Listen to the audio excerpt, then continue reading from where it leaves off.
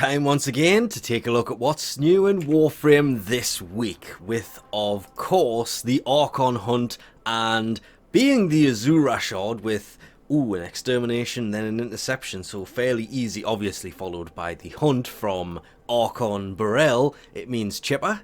We'll be selling the Azura Archon shard as well, because when Burrell turns up with the Azura Archon shard, it means Chipper will be selling exactly the same thing. Jumping straight to this circuit on normal, the frames that will be obtainable this week are Gora, Cora or Revenant.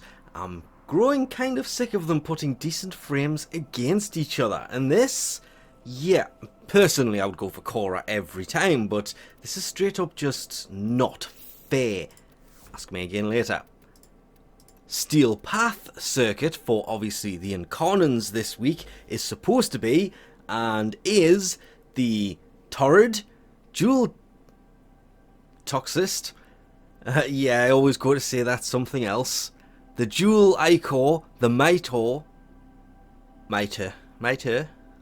or the Atmos.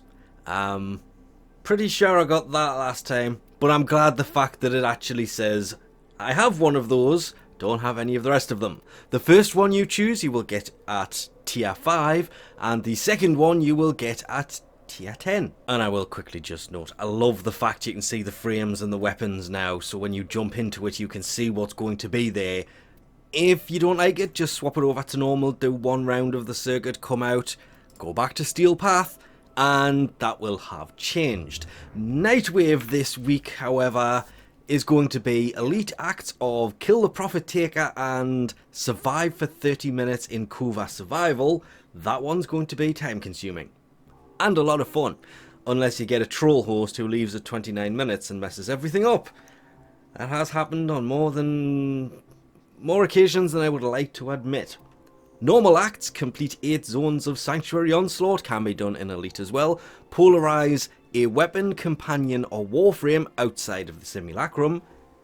Feed the Helminth any resource, complete 3 extermination missions, and mine 6 rare gems in the Plains of Eidolon. All ridiculously easy actually. The hardest one has to be killing the Prophet Taker.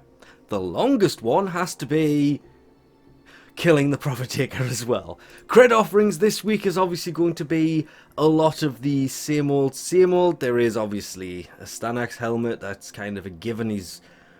Well, Nora's pretty much constantly has those. I don't see any of the other new helmets yet again, but I guess Gaia's is there. And I do like that one, it does go really, really well on Gaia.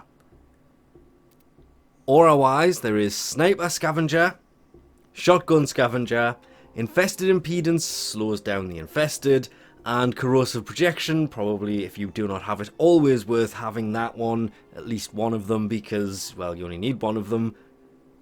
Minus 18% armor on enemies. There is the Jewel Zoran Daggerak skin blueprint, the Heck Desert Camo skin blueprint. There is the Kinetic Siphon Trap decoration. It is a landing craft decoration. Can donate it to your dojo if you want, or place it in your Doma Zone, because people keep telling me I keep forgetting to say that one, but hey, I keep forgetting the Doma Zone's actually a place. The Glassmaker emblem. Weird, that thing is pretty much here all the time. The Emissary ornament. Landing craft decoration yet again. There is the Pangolin sword blueprint. This is the blueprint to build the actual Pangolin sword. Groll's Kubradon floof. I do like this thing. I would love to see this get a primed version and a dual wielding version. Maybe one day Digital Extreme will stop making skins and get back to doing what they used to do best and actually make fun weapons to use. Dual wielding plasma sword would be a lot of fun. But this is the blueprint to build the single plasma sword. There is the Wolf Beacon. You can have many, you can only use one per mission, but it's the only way to get the wolf to spawn, to get a hold of the parts to build the wolf sledge. That is also a great little melee weapon. Augment wise, Ivora's Quiver Augment, that can be kind of useful.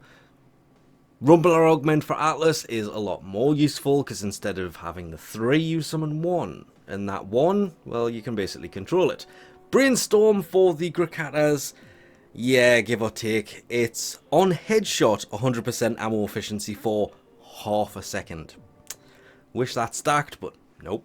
Heading over to see what Teshin has for his Steel Path on a store this week. Sadly, the Umbra Forma was last week, which means this week it is 50,000 Kuva.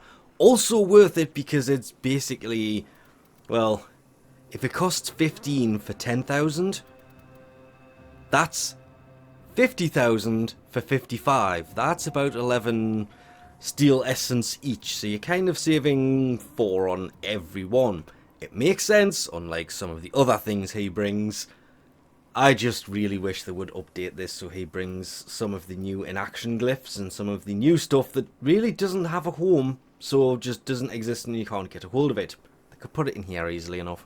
And lastly, of course, if you have Helmut's Invigoration segment, it's always worth going and checking in on that because it is different for every frame and every Invigoration for everybody. The reason to keep an eye on it is every 10th Invigoration can mutate and it allows you to put it on any frame you want to put it on, not just the frame it is supposed to go on. So if you have one for Gora, you can take it and put it on Ash, as we have here.